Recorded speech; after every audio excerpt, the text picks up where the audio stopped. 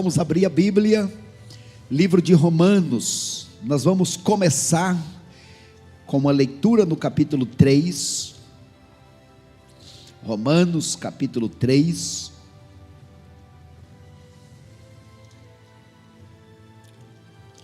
Vamos ler a partir do verso 21. Romanos 3, a partir do verso 21.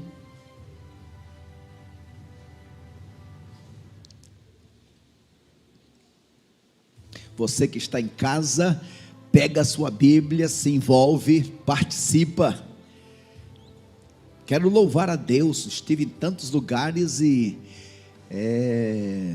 descobri tantas pessoas em outros lugares, em outros estados, que acompanha regularmente os cultos da igreja. Conhece aqui as nossas intérpretes de Libras e diz: olha, acompanho regularmente, participo cada domingo, cada culto. Então você que está aí, perto ou longe, bênção de Deus para você. E se está perto, levanta e vem. Vamos ficar mais perto ainda, porque mais perto é melhor. Vamos lá então, versículo 21.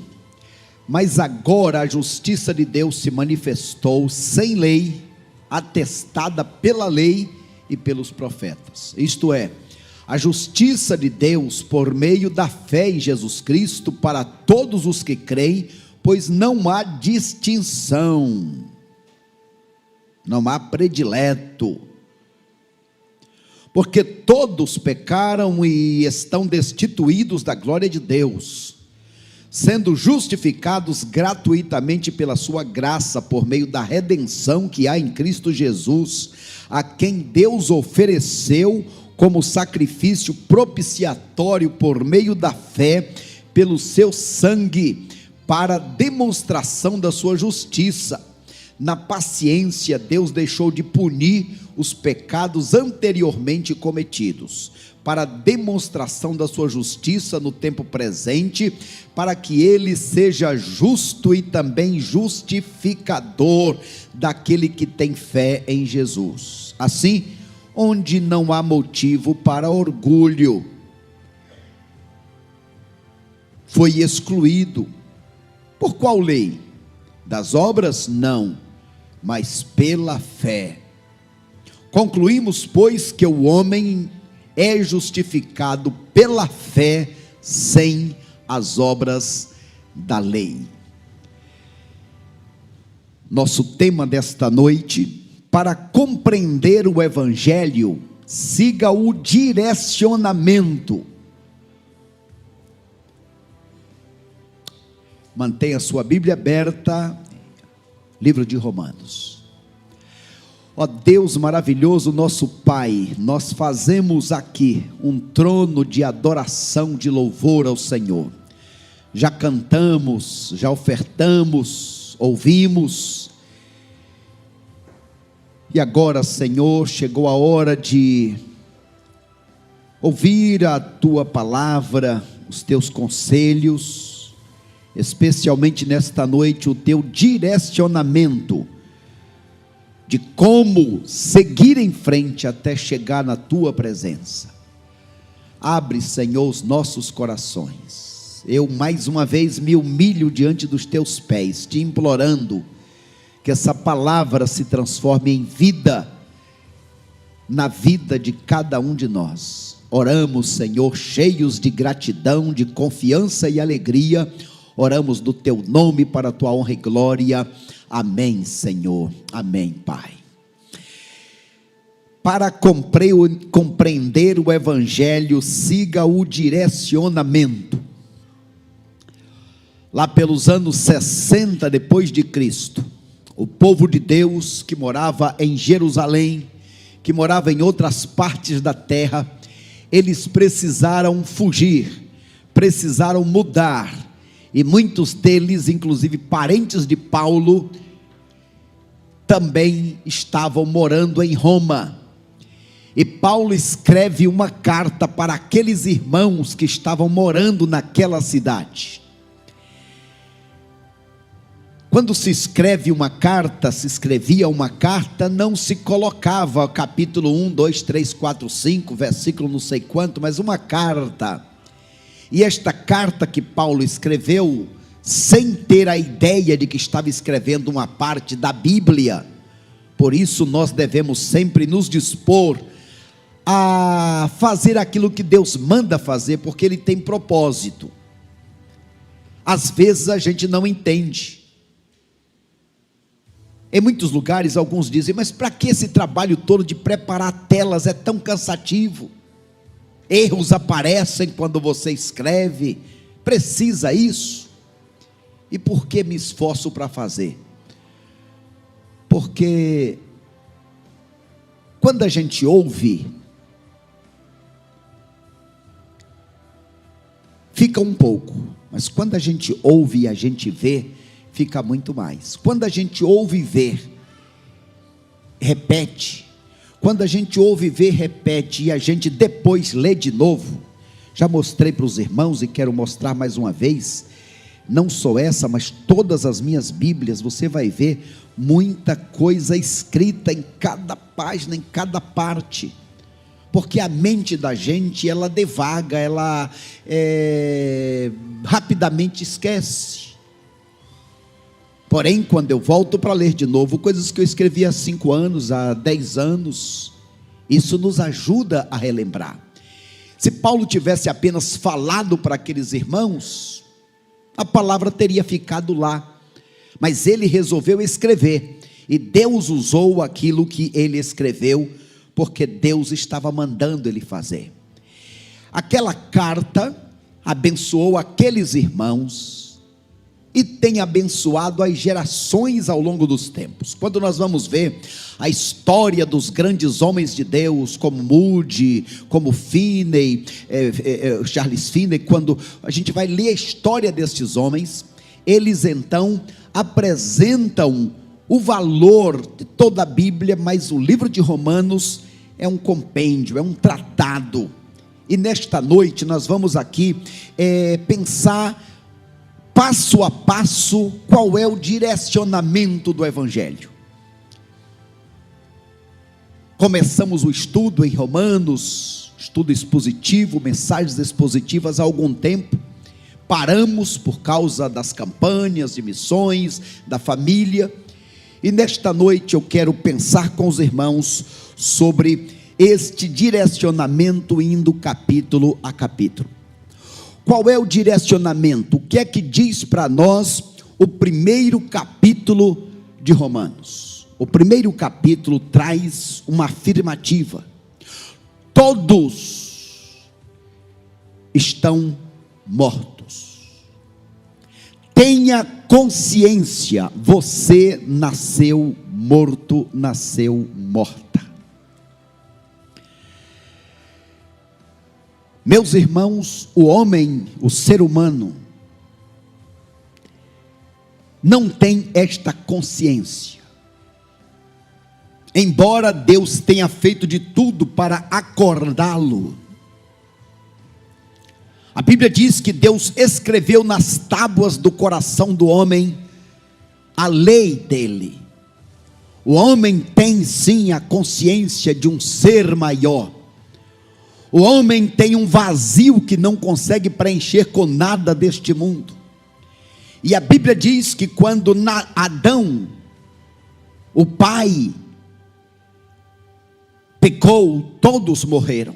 Assim todos nós nascemos mortos para Deus, e é por isso que a Bíblia diz: aquele que não nascer de novo, não pode ver nem entrar no reino de Deus. Por que não pode ver nem entrar?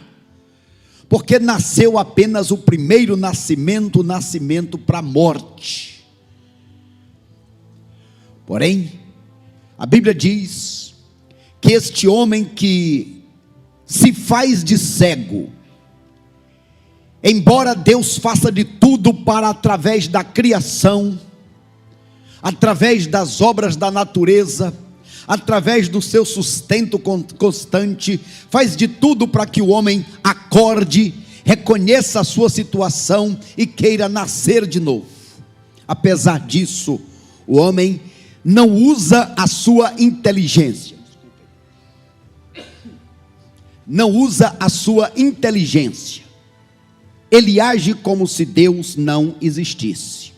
Além disso, ele é ingrato. Ele não para agradecer a Deus pelo ar, pela comida, pela existência.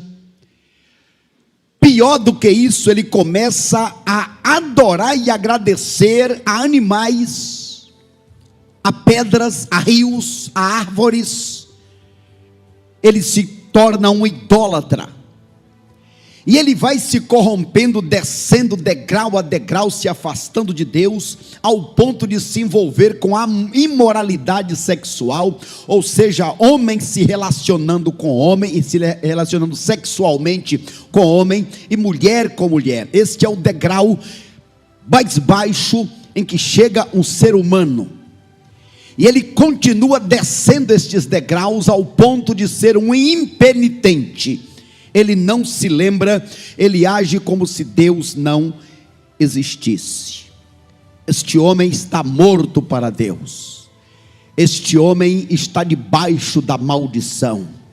A Bíblia diz: quem crer não é condenado, mas quem não crê já está condenado. A esta altura, então, Paulo se coloca no lugar daqueles irmãos, especialmente irmãos judeus que estavam morando em Roma,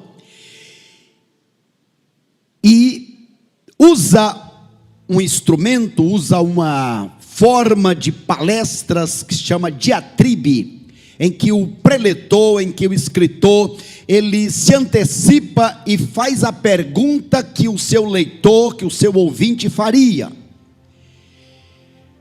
Porque a esta altura, aqueles irmãos, quando receberam esta carta, agora no capítulo 2, eles estão dizendo: sim, é verdade, este povo ímpio, este povo gentil, realmente está perdido, está morto. Mas nós, que somos descendentes de Abraão, nós que fomos fomos circuncidados, nós somos os prediletos, ou seja, os eleitos, nós estamos salvos. E o capítulo 2, ele vem exatamente dizendo: não existem escolhidos por méritos ou ascendência familiar. Meus amados irmãos, o ser humano sempre quer se achar escolhido, o predileto de Deus por algum motivo. Os judeus, por causa da sua ascendência, descendentes de Abraão, por causa da sua justiça própria, por causa da sua religiosidade. Mas ainda hoje, cada religião, especialmente as religiões seitárias, e uma das marcas de uma seita se acha a única religião certa. Me lembro, certa vez, estava perto da igreja onde eu pastoreei durante 17 anos, lá na zona leste de São Paulo, e na nossa igreja, ao lado direito e esquerdo, moravam duas pessoas da mesma religião. Duas irmãs da mesma religião moravam ao lado da nossa igreja. Aquelas irmãs, na sua religião, não tem pastor. E ao chegarmos ali, fomos rejeitados. Havia uma certa rejeição, um ódio até. Deus nos ajudou a conquistar aquelas irmãs, nossas vizinhas, que se tornaram nossas amigas, nossas ajudadoras, e a quem ajudamos muitas vezes, que depois de muito tempo passou a me chamar de pastor. Certa data, uma delas ficou doente e foi para a casa de uma terceira irmã na mesma rua, a 100 metros da igreja. Sabendo que aquela senhora estava doente, fui visitá-la. Chegando lá, havia outras pessoas da igreja dela. Quando eu fui chegando, ela disse: pastor, o senhor veio me visitar? E a tal senhora perguntou: você é de que igreja?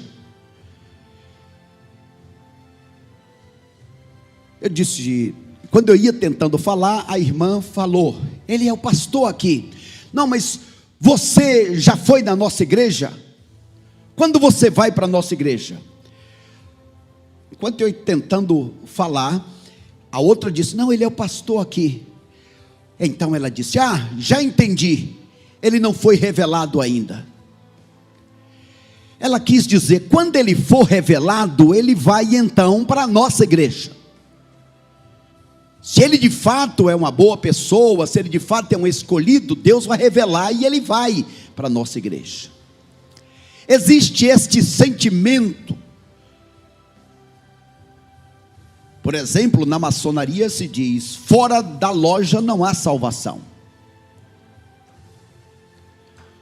A igreja católica, o Papa tem o grande sonho de reunir todas as religiões, para que haja um só rebanho e um só pastor, sendo ele o pastor. Esta é a tendência do ser humano. Outros dizem: não, nós somos os eleitos, nós somos os predestinados. Se você é predestinado, então você vai ser salvo, faça o que fizer e vá para onde for.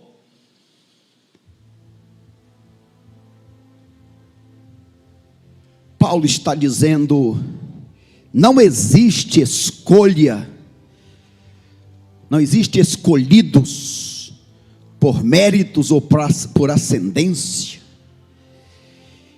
Agora fiquem sabendo, capítulo 2, e aí acompanhem comigo na sua Bíblia, versículo 16, fiquem sabendo, haverá um juízo. Deus já marcou o dia do juízo, Ele já nomeou o juiz, é Jesus Cristo. Ele já definiu a abrangência do juízo. Ele vai julgar as vossas palavras, obras, omissões e segredos do coração, fora o íntimo que eu não consigo ver, mas Deus vai ver. Ele já estabeleceu o parâmetro. Não é o que você acha, não é a sua ascendência, a sua religião, a sua bondade, é segundo o Evangelho. Ele também já definiu a sentença. Qual é a sentença? Veja aí capítulo 2, verso 8. A sentença qual é? Capítulo 2, verso 8. Mas dará ira e indignação aos egoístas, aos que obedecem ao pecado em vez de obedecer a Deus. Haverá o tempo do julgamento, da sentença, o tempo da manifestação da ira de Deus. No juízo humano, qual é a sentença máxima? É a morte física. Mas no juízo divino, a sentença máxima é a perdição, a condenação eterna. Portanto, não há obras, não há justiça própria, não há méritos, não há esperança, não há escapatória. Todos nós, os seres humanos, nascemos mortos, estamos mortos e assim consequentemente perdidos. Esse é o direcionamento. Estamos perdidos, não tem eleitos, não tem escolhidos.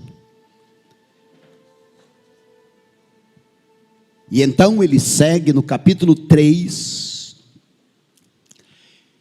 dizendo: o único meio de justificação é pela fé, é pela justiça de Cristo. O Espírito Santo convence do pecado, da justiça e do juízo. Do pecado, você é pecador. Do juízo, vai ter juízo. E qual o critério para você passar nesse juízo? É você ser coberto pela justiça de Cristo. Ele, Jesus, é quem nos justifica, nos declara justificados.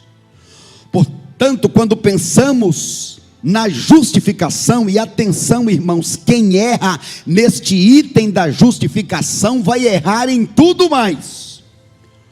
O que é que ele diz no capítulo 3 sobre justificação? Primeiro, a justiça é manifestada no Antigo Testamento independente da lei.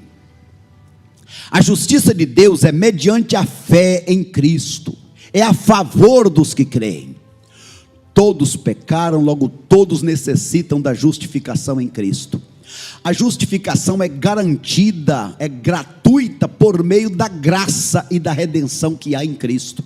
A base única da justificação é a morte substituta e expiatória de Cristo. A morte vicária de Cristo satisfez a exigência de Deus. Glórias ao Senhor por isso. Deus é justo ao justificar quem vive da fé em Jesus. A fé é o único meio pelo qual o homem alcança a justificação em Cristo. Ou seja, a insuficiência humana para justificar-se. Jamais ele conseguirá. Ninguém tem qualquer mérito para ser justificado à parte da fé em Cristo. A fé não anula a lei, mas estabelece. A lei mostra: você é pecador.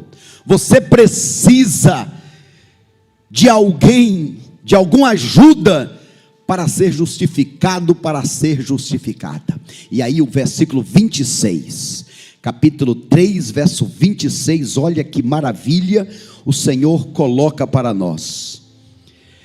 Para demonstração da sua justiça no tempo presente, para que ele seja justo e também justificador daquele que tem fé em Jesus. Ou seja, Deus, a lei é justa porque te mostra o pecado. Deus é justo porque te mostra o pecado. Agora, Deus não é apenas justo que te declara pecador, pecadora. Deus também é justificador, ou seja, Ele providenciou o meio, a forma para que você possa ser justificado. Essa é a diferença da lei. A lei apenas condena, apenas acusa, mas não te ajuda.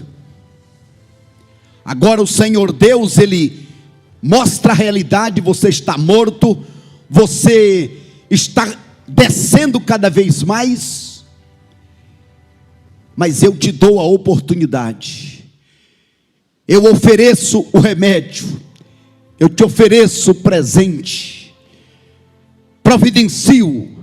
Não é isso que diz a Bíblia? Mas Deus prova o seu amor para conosco, em que Cristo morreu por nós, quando nós éramos ainda pecadores. Esse é o terceiro direcionamento, capítulo 3. Capítulo 4. Capítulo 4. O justo Jesus justifica os injustos.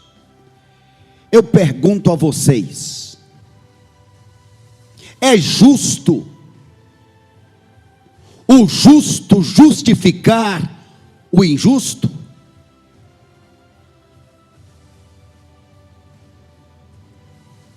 É justo o justo justificar o injusto? O que vocês dizem? Sim ou não? Hein, Paulo? Humanamente falando, não é. Agora, foi isso que Deus fez. Ele justo justifica a mim e a você injustos. Como eu disse, o texto de Romanos 5:8, Deus prova o seu amor para conosco, enquanto éramos ainda, nunca tivemos, não temos e não teremos jamais merecimento. Por isso que nesse capítulo 4, o apóstolo coloca o seguinte: primeiro, a justificação é pela fé e não pela lei. A justificação não é só para os circuncidados. A justificação não é por obras meritórias. O tipo de fé que levou Abraão a ser justificado, qual foi? Abraão já era velho, o texto diz que ele estava necrosado,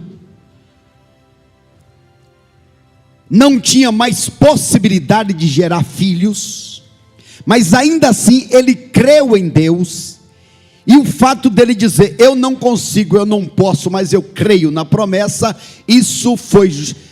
por isso ele foi justificado, porque creu naquilo que ele não podia realizar, mas creu naquilo que Deus podia realizar por ele. Portanto, esse é o tipo de fé que nós os cristãos temos e devemos ter.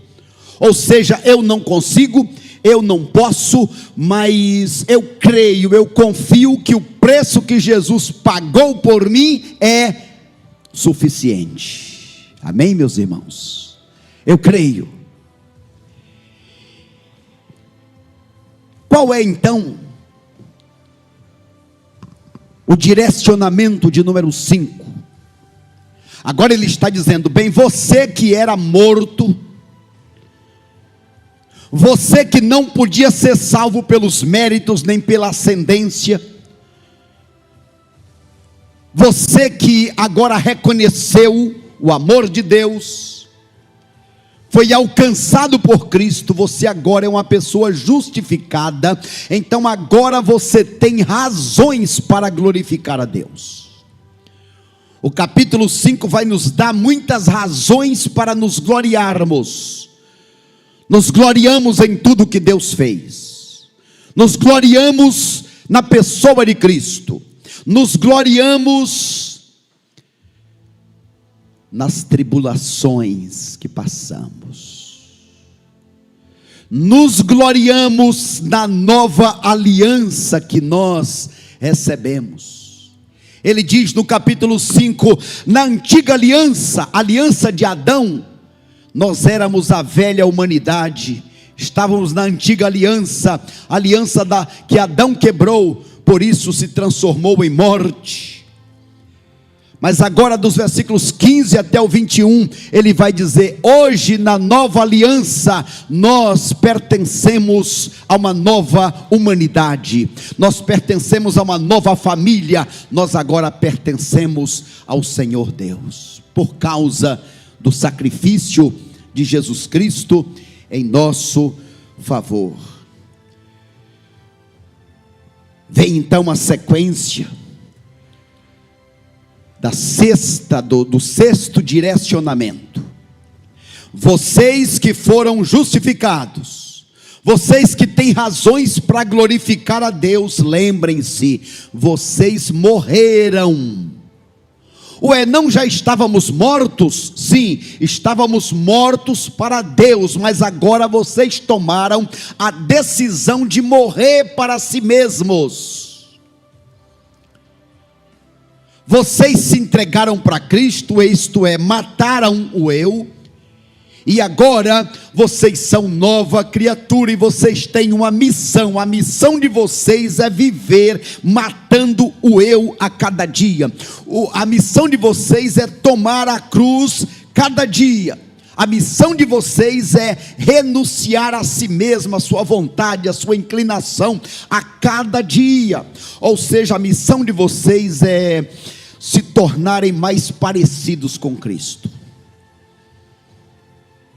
Porque muitos diziam, bem, se agora não depende da lei, não é mais pelas obras, então a gente não precisa mais fazer nada.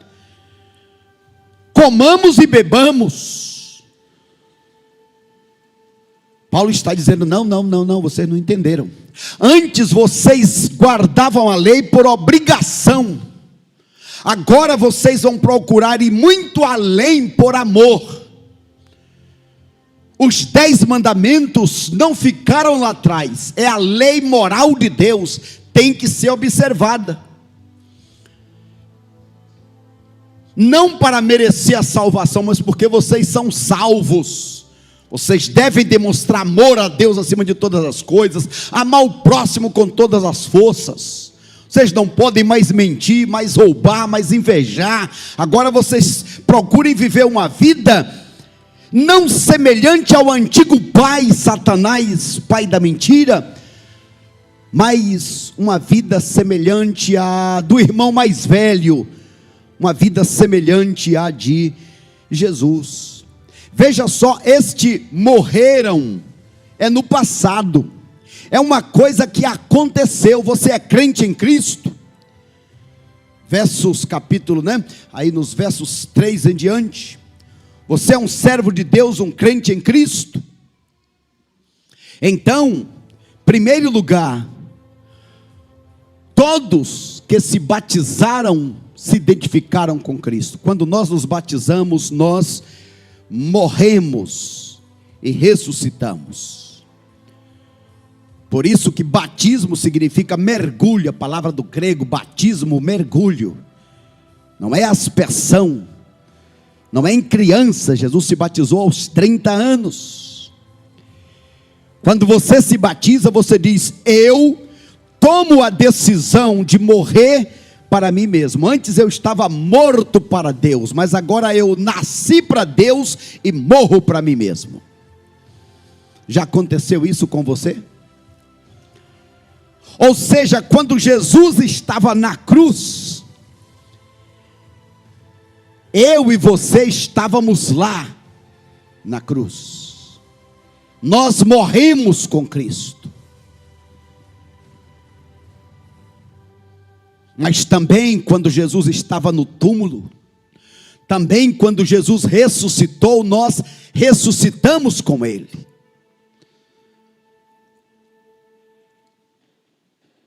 Na sequência, agora no capítulo 7, os judeus estão perguntando: então quer dizer que a lei não tinha vantagem nenhuma? Que a lei não tinha importância? É isso que você está dizendo? Paulo, não. A lei é santa, a lei é justa, a lei é boa, mas eu e você não conseguimos guardar. Nem Moisés conseguiu guardar. A lei apenas me mostra o que eu devo fazer, mas eu não consigo. Pelo meu esforço, pelo seu esforço, nós não conseguiremos. Ele diz: olha, a verdade é que nós vivemos numa luta constante. Capítulo 7, versículos 14 em diante. Eu vivo lutando e gemendo com a luta que faz todo cristão lutar e gemer. Qual é essa luta? A luta é que, embora eu tenha sido tirado do reino das trevas, embora eu tenha nascido de novo, embora eu agora seja da família de Deus, mas o pecado ainda está dentro de mim, e eu vivo num eterno conflito, entre o saber o que é certo e praticar o que é certo. Eu sei que já sou liberto, mas eu ainda muitas vezes vivo na escravidão, dos meus desejos, das minhas inclinações. Eu tenho vontade de fazer o que é espiritual, de orar, de jejuar, de viver para Deus, mas a vontade carnal muitas vezes não deixa.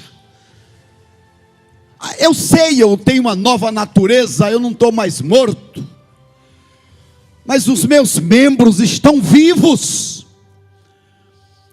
Os irmãos sabem que, além da formação teológica, tenho a formação de psicanalista, e muitos pastores, irmãos de igreja, pastores que mandam, ou pessoas que vêm, especialmente de igrejas, para aconselhamento, para orientação. Eu faço aí uma transição, um encaminhamento. Mas uma das coisas que mais me admira são de pessoas muitas vezes com mais de 60, 70 e um último deles com 83 anos. E qual é a luta? A luta é que eu não consigo parar de pensar nisso ou naquilo.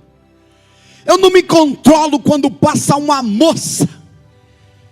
Outro dia uma senhora com quase 80, eu não consigo me controlar quando passa um rapaz. Eu digo, mas está viva essa irmã ainda? Está vivo esse irmão ainda?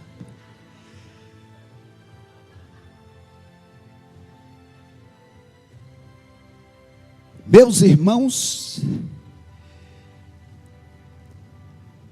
Impressionante. A luta. Pastor, me queima. Puxa vida.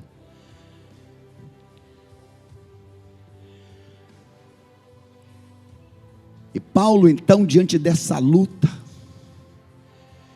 ele diz no versículo 25: quem pode me livrar dos meus gemidos? Quem pode me livrar desta luta? Porque quem já é do mundo não luta, tem vontade e faz, vai pagar a conta depois no inferno, se não se arrepender antes. Mas o servo de Deus não quer viver, não quer ceder ao pecado. E aí no verso 26 deste capítulo 7 ele diz: mas graças a Deus que me dá a vitória por meio do nosso Senhor Jesus Cristo. O meu segredo é depender de Deus, é buscar ao Senhor. E aí ele vai para o capítulo 8, e neste capítulo 8 ele dá o direcionamento. O direcionamento é o seguinte: Cristo venceu, Ele pagou por mim, nele eu sou mais que vencedor. Eu procuro buscar força nele. Ele me deu 8 presentes. Ele me deu o Espírito Santo.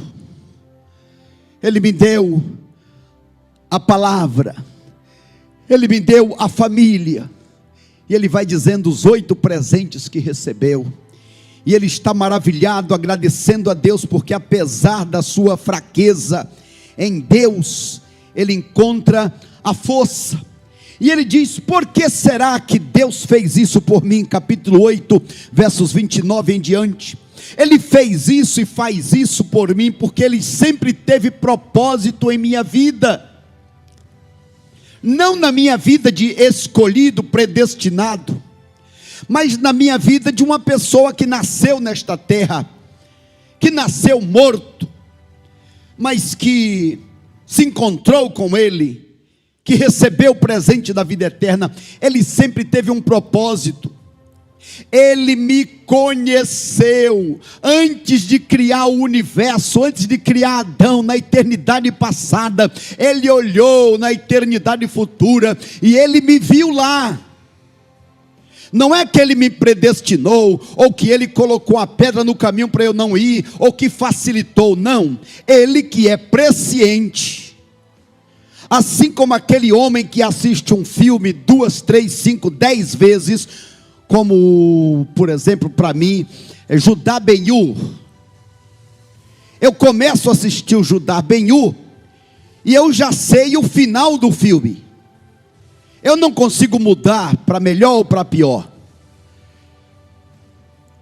Mas eu já sei. Então Deus aqui olhou e viu. A estes que ele viu e sabe que vai estar lá, a estes ele predestinou, verso 29, ele predestinou para ser semelhante a Jesus, não para ir para o céu ou para o inferno.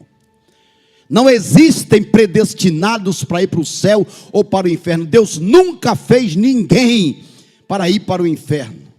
Deus quer que todos os homens se arrependam e sejam salvos. Deus amou o mundo todo, e mundo aí é antropos, pessoas. A estes que ele viu, que ele conheceu, ele predestinou, ele chamou. A estes que vieram, a estes ele deu a graça da justificação. Tudo que você fez está perdoado. Você é inocente, nunca cometeu pecado nenhum. Estes tais serão glorificados, perderão a natureza, não apenas, mas o corpo carnal, e estarão para sempre com o Senhor. Qual é o propósito? O propósito é que nós nos tornemos mais parecidos com Cristo. Com quem será que Cristo se parecia e se parece? Hein, irmão Wellington?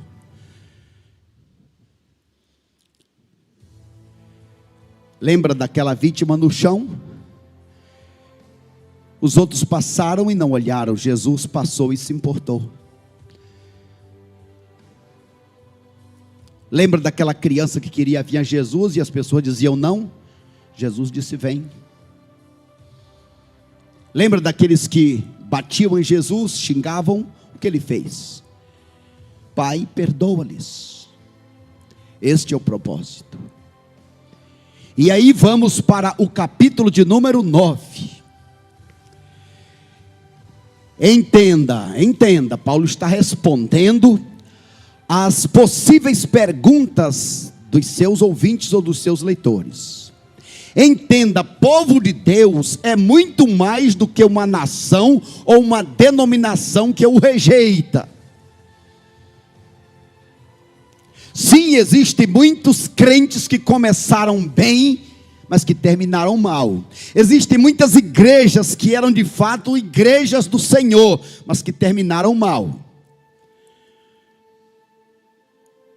Quando morava em São Paulo, sempre tinha um programa de rádio, programa da igreja, a Igreja Santa Avó Rosa.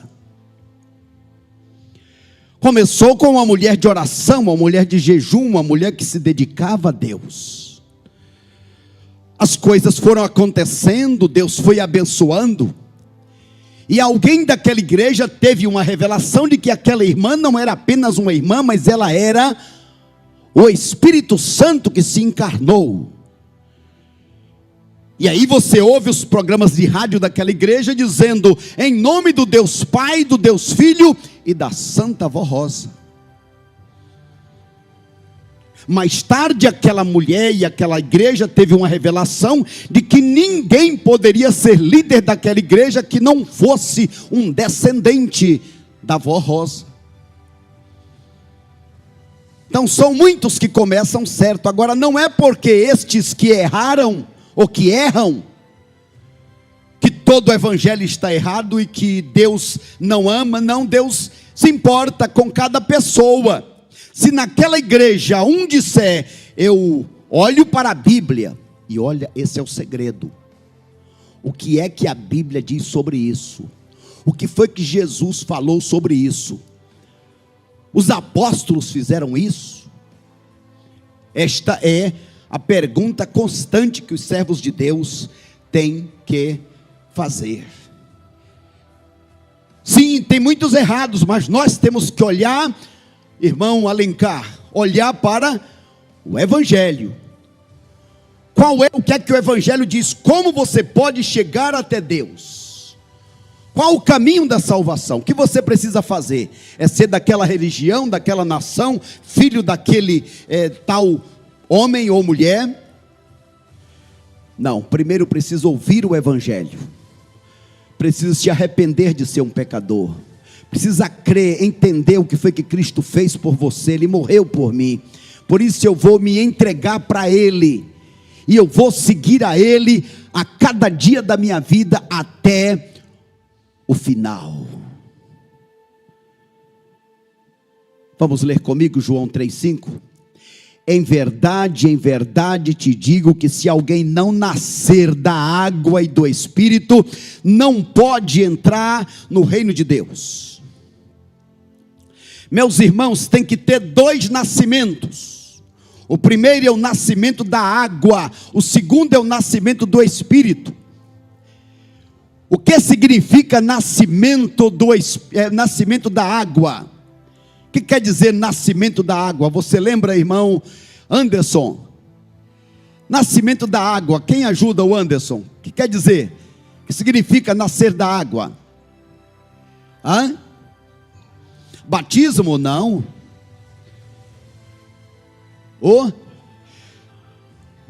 Nascer da placenta. Quantos aqui já tiveram o primeiro nascimento? Quantos aqui já nasceram? Estão em dúvida? Se não nasceram da água, não existem.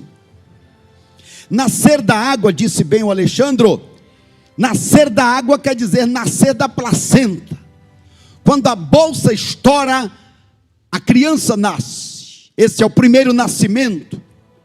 No meu caso, no dia 29 no dia 15 de agosto, é tanto tempo que eu já esqueci.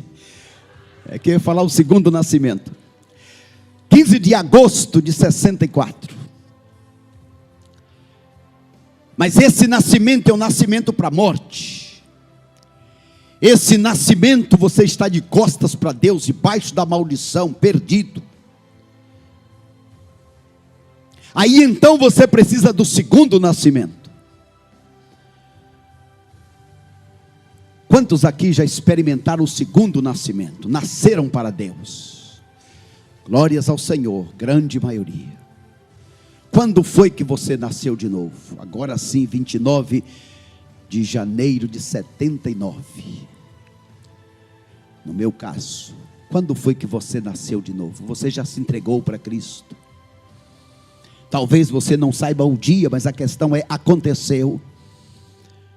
Você é mais do que um religioso. Você é mais do que um filho, mais do que um esposo, mais do que uma esposa de crente. Continua o apóstolo nesta palavra de direcionamento, e agora no capítulo 10. Veja só que Deus, Ele não chamou apenas no passado, mas Ele continua ainda hoje, estendendo a mão para todos.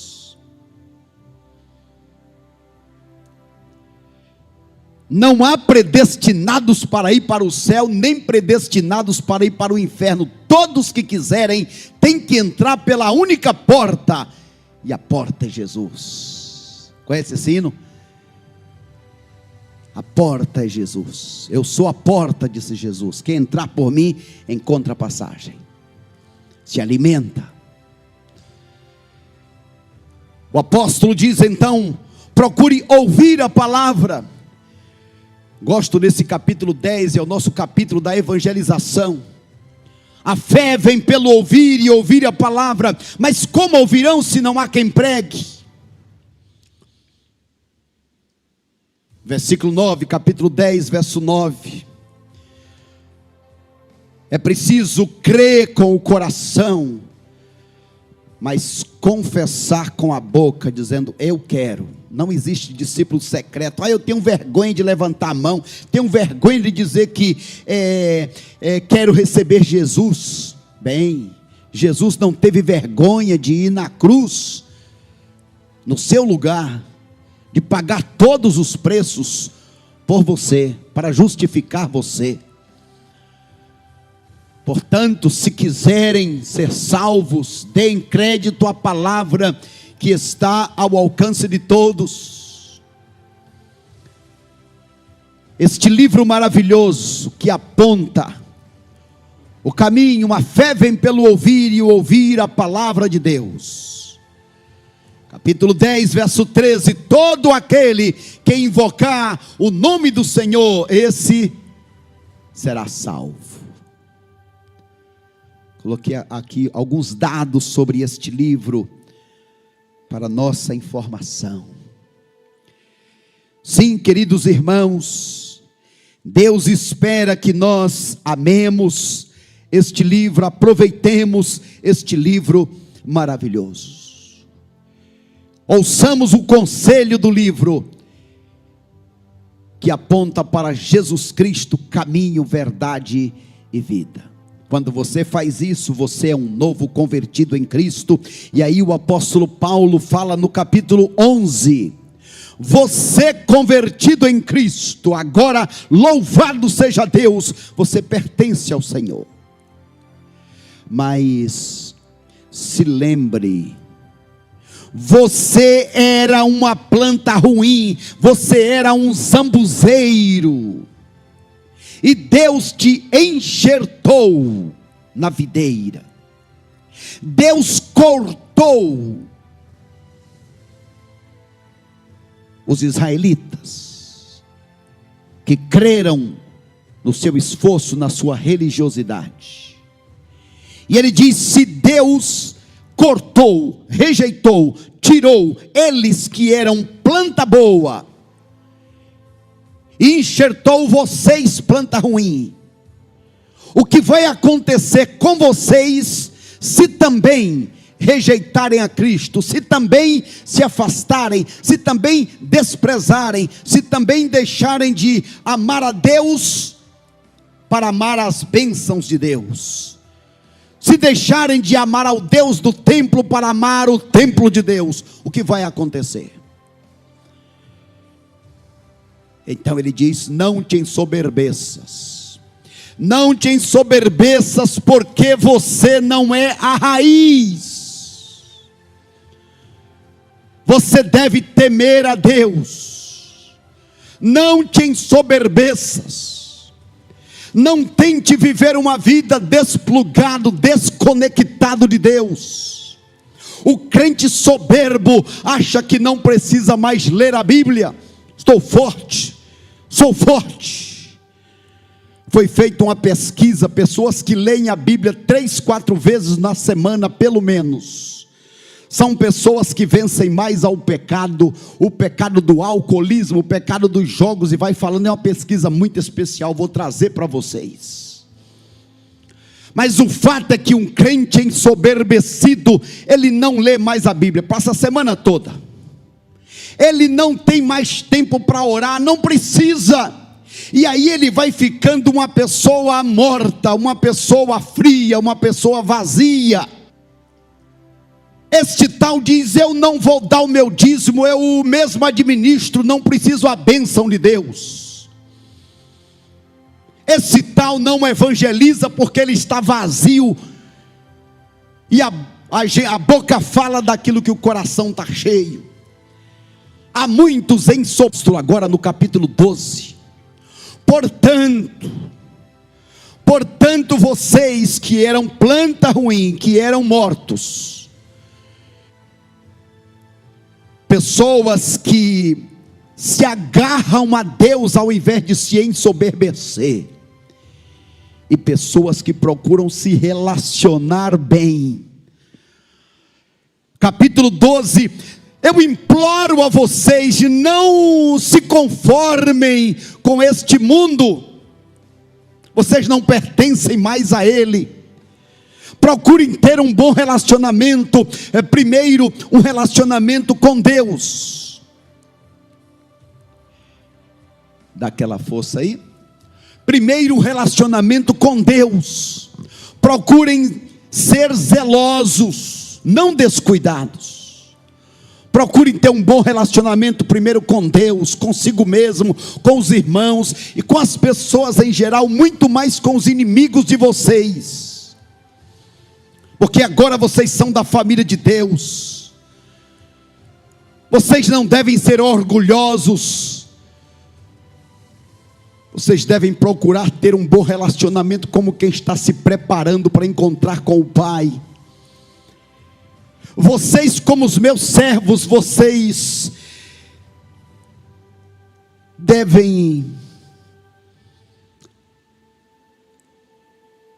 abrir o coração para amar as pessoas. Vocês devem abrir o bolso para abrir a alma, para assim como Jesus se compadeceu de vocês, vocês também se compadecerem das pessoas. Vocês não são mais mortos, pelo contrário, vocês agora mortos na luz de Deus. Então saiam das trevas. Capítulo 13. Vocês são convertidos em Cristo. Então levantem-se dentre os mortos, porque o dia está chegando. No capítulo 13, versículo 14, veja o que diz o apóstolo. Capítulo 13, verso 11: fazei tudo isso compreendendo o tempo, que já é hora de despertardes do sono, porque a nossa salvação agora está mais perto do que no início, quando cremos. a noite já é passada, o dia se aproxima, deixamos de lado as obras das trevas e revistamo-nos da luz. Vivamos de forma decente, como quem vive de dia, não em orgias e bebedeiras, não em imoralidade sexual, não em depravação, não em discórdias, não em inveja, mas revestivos do Senhor Jesus Cristo, e não fiqueis pensando em como atender os desejos da carne. Sim, queridos irmãos, o grande segredo do servo de Deus é nunca desistir de continuar, tomar propósitos na vida. Tinha coisas da minha vida que me prejudicavam, jogos. Há mais de 40 anos a decisão: a partir de hoje eu me afasto de todo e qualquer tipo de jogo, bilhar, baralho, o que seja, eu me afasto. Deus, a partir de hoje nunca mais vou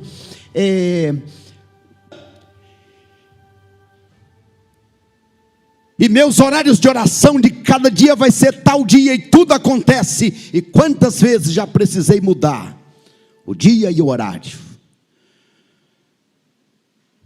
Mas o segredo de manter os compromissos com Deus: viva de forma decente, viva na luz, se revista de Cristo, imite a Cristo.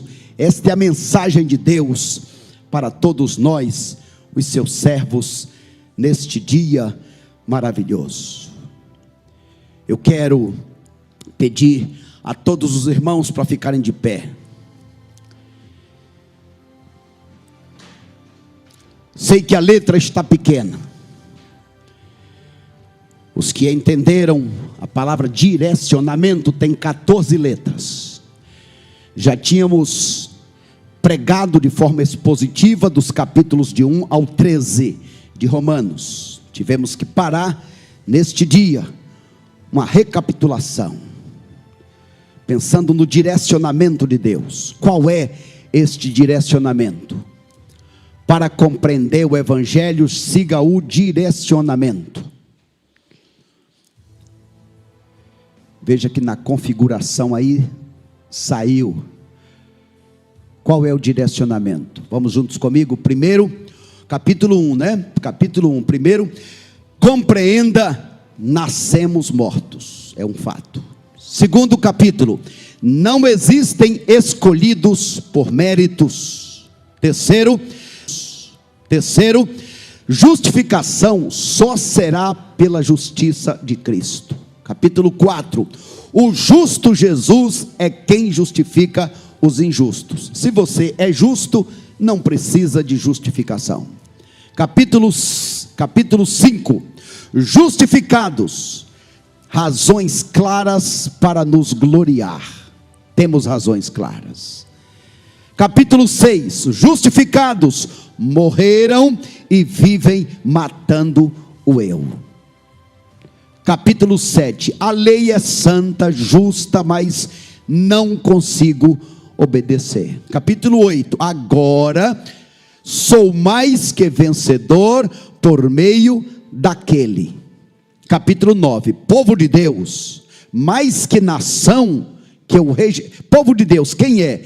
Mais que nação que o rejeitou. Capítulo 10, Deus ainda estende a mão, aproveite. Capítulo 11, éramos plantas ruins, ensoberbecer?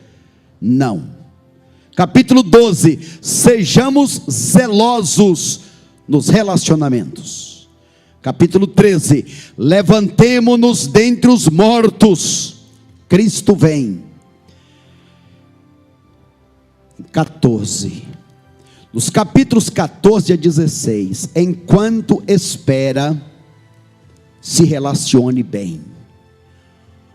Os 3 últimos capítulos, vai falar sobre o relacionamento, como deve ser o relacionamento com o mais fraco na igreja, o relacionamento com os dons, com o culto na igreja, e assim por diante. Que Deus nos ajude a compreender o Evangelho e seguir aquilo que o Evangelho indica, pois assim ao final estaremos com o Senhor do Evangelho. Que Deus nos ajude. Amém.